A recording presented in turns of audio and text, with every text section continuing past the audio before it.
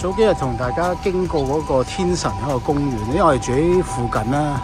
咁啊，今日經過咧，佢真係滿開啦。而家嘅狀況已經係滿開嘅狀況，可以望到全部嘅櫻花樹都開晒。哇！成個景況唔同晒，好靚啊！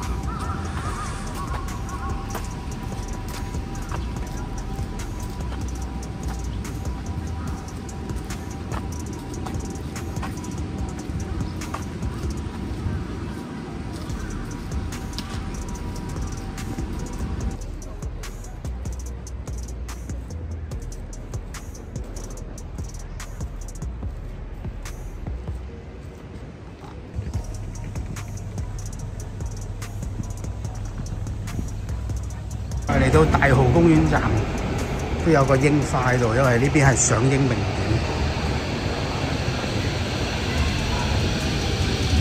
Hello LC 阿媽，再一次多謝你睇我哋嘅 YouTube channel。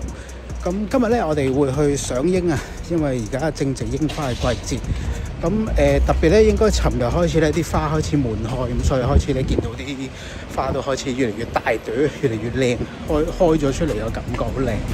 咁而家我哋會去咧，就係去到大蠔公園站呢一度啦。咁我哋會去咧，就係西公園。咁希望可以喺嗰度咧睇到多啲櫻花嘅情況啦。咁咧開始我哋今日影片嘅時候咧，你注意睇我哋嘅影片咧，好大風。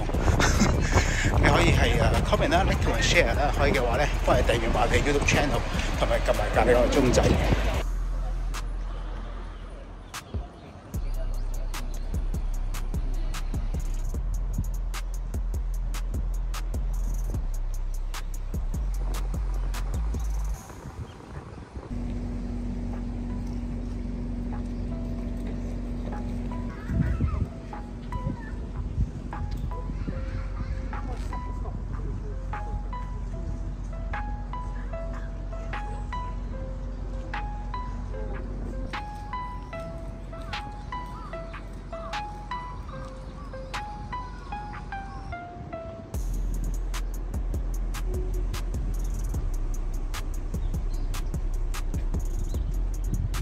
西公園就係呢一橛仔，都係其中一個賞櫻嘅名點啊！呢邊應該人會少啲嘅，相對，因為通常啲人都去咗大蠔啊或者武學嗰邊。